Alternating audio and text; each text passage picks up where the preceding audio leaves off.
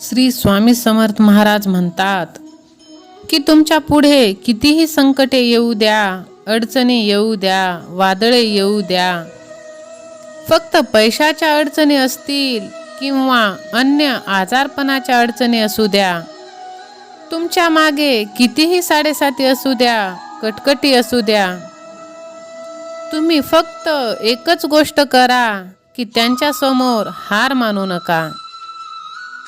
स्वामींच्या नामाचा आणि हा मंत्र तुम्ही नक्की बोला. यामुळे तुमची सर्व संकटे, अडचणी, साडेसाती लगेच दूर होणार. यामुळे तुम्ही हार मानू नका. स्वामी समर्थ आपल्या भक्तांची काळजी घेत असतात. स्वामी हे आपली माऊलीच आहे. स्वामी आपल्याला म्हणतात, चिंता करू नका, मी तुझ्या सदैव पाठीशी आहे. बाळा, तू भिवू नकोस, मी तुझ्या पाठीशी आहे. सहमत असाल तर होय, देव माझ्या पाठीशी असे टाईप करा. हे स्वामींनी आपल्याला दिलेले वचन आहे. म्हणून माझ्या स्वामी भक्तांनो, आपल्या जीवनात कितीही वाईट परिस्थिती येऊ द्या, विपरीत परिस्थिती येऊ द्या, मनाने कृतिशील नकारात्मक बोलू नका. मनामध्ये नकारात्मक कितीही वाईट विचार मनामध्ये आले तरी त्यांना तुमच्या मनात थारा देऊ नका. संकटांना आपण स्पष्ट ठासून सांगायचं आहे की माझे स्वामी हे अनंत कोटी ब्रह्मांड नायक आहेत. त्यामुळे कितीही मोठे संकट आले तरी आपण त्याला सामोरे जाणार आहोत. त्या संकटांसमोर कधीही गुडघे टेकणार नाहीत. माझ्या हृदयात मी आनंदी ठेवेन स्वामीच्या भक्तीची भावना. संपूर्ण श्रद्धा मनात ठेवून मी माझे प्रामाणिक काम करतच राहणार आहे आणि त्या संकटांचा सामना मी करणार आहे. कारण मी स्वामींचा लाडका भक्त आहे. आपल्याला एक प्रकारचा आत्मविश्वास देतं जर असं तुम्ही स्वतःला म्हटलं तर. आपल्या समोर कितीही मोठी संकटे किंवा अडचणी, दुःख आली तरी संकटांना सामोरे जाण्याची ताकद येते जेव्हा आपण म्हणतो की स्वामी माझ्या पाठीशी. स्वामी महाराज कधीही संकटांसमोर गुडघे टेकायला सांगत नाहीत. आपण विचार करायला पाहिजे की या संपूर्ण ब्रह्मांडाचे महाराज श्री स्वामी समर्थ महाराज आपल्यासोबत आहेत. कारण ते सतत आपल्या भक्तांना म्हणत असतात, बाळा घाबरू नकोस, तुझे कर्म तू करत राहा. तुझे कर्म जर का तुझे चांगले असतील तर तुला कोणालाही घाबरण्याची गरज नाही. अरे, जो माझा हात पकडतो त्याला कोणाचेही पाय पकडण्याची वेळ मी येऊ देत नाही. बाळा, तू फक्त माझ्यावरती विश्वास ठेव आणि तुझे सत्कर्म तू करत राहा. तू स्वतःला कमी समजू नको बाळा. ही चूक तू चुकूनही करू नकोस. तू कोणापेक्षाही कमजोर नाहीस, कमी नाहीस, कमकुवत नाहीस. तुझ्यामध्ये फक्त आत्मविश्वासाची आवश्यकता आहे आणि आता ती तुझ्यात नक्कीच येणार आहे. आता तू सज्ज हो प्रत्येक काम करण्यासाठी. कारण आता तुझ्यात आत्मविश्वास, कॉन्फिडन्स हा मी स्वतः तुला देणार आहे. तू खूप सामर्थ्यवान, शक्तिवान आहेस बाळा. कारण तुझ्या पदोपदी हा परमेश्वर सोबत आहे, तेही कायमचा. त्यामुळे तू कधीच स्वतःला कमी लेखू नकोस, दुबळा समजू नकोस. स्वतः स्वामी तुझ्या सोबत आहेत. फक्त तू स्वामींवरती विश्वास ठेव आणि स्वामींचे नामस्मरण तू कर. साधा सोपा मंत्र आज मी तुम्हाला ह्या व्हिडिओच्या माध्यमातून देणार आहे.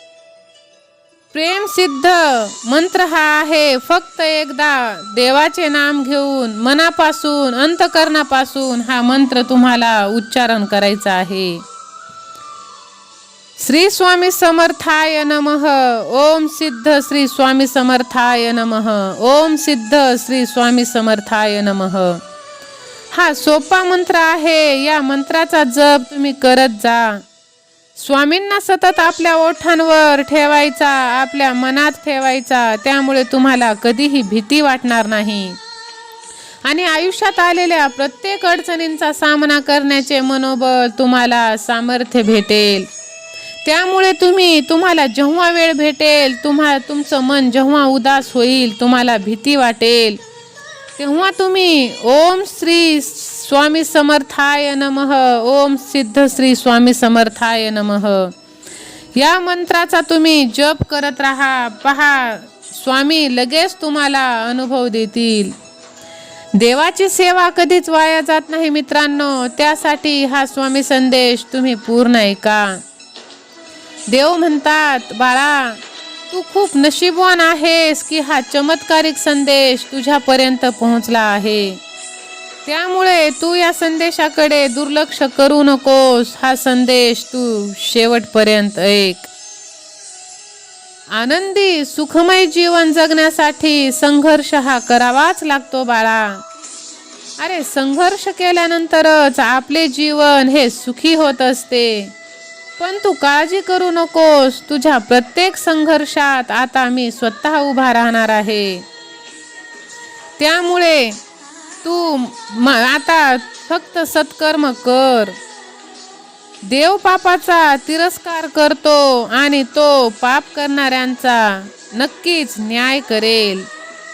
देव पापाचा निर्माता नाही. तो कोणालाही पापाची भुरळ पाडत नाही आणि तो पापाकडे कानाडोळा देखील करत नाही. त्याच वेळी देव स्पष्ट रीतीने काही प्रमाणापर्यंत पापाची अनुमती देतो. तेव्हा तुम्ही वाईट काम करू नका. सत्कर्म तुम्ही करत राहा. पहा, अनुभव घ्या, देवाची शक्ती तुमच्या पाठीशी असते की नाही. सर्व सुखाचा आराम म्हणजे राम. राम म्हणजे आपण धनुर्धारी राम म्हणतो, पण धनुर्धारी राम नव्हे, तर राम म्हणजे सुखाचा आराम जो आपल्या हृदयात आहे. तो हृदयात कसा आहे? हृदयामध्ये मी इथं थांबायचं कोण? राम कसा? सर्व सुखाचा आराम की भ्रांतासी काम विषयावरी. मी म्हणजे राम आणि तो सर्व सुखाचा आराम हे आपण विसरलो आहे. जगामध्ये आपण आराम शोधताना आपण हे विसरून जातो. सुखासाठी, आनंदासाठी धावत असतो, पण सुख म्हणजे काय ठाऊक नाही. आनंद म्हणजे काय माहीत नाही. सुख कशाने मिळते? पैशाने मिळेल असे वाटून पैशासाठी धावतो, पण पैशाने सर्व काही मिळत नाही हे आपण लक्षात ठेवायचं विसरून जातो. आपल्याला जे सर्व काही पाहिजे असते ते सुखच पाहिजे असतं. सिनेमा पाहिला तर शेवटी सुखच मिळणार. सुखासाठी सिनेमा, नाटक पाहिलं सुख झालं. म्हणजे सुखासाठी नाटक. प्रत्येक गोष्ट ही शेवटी सुखासाठी असते. तेच जर मिळालं नाही तर ह्या बाकीच्या गोष्टींना अर्थ काय राहिला.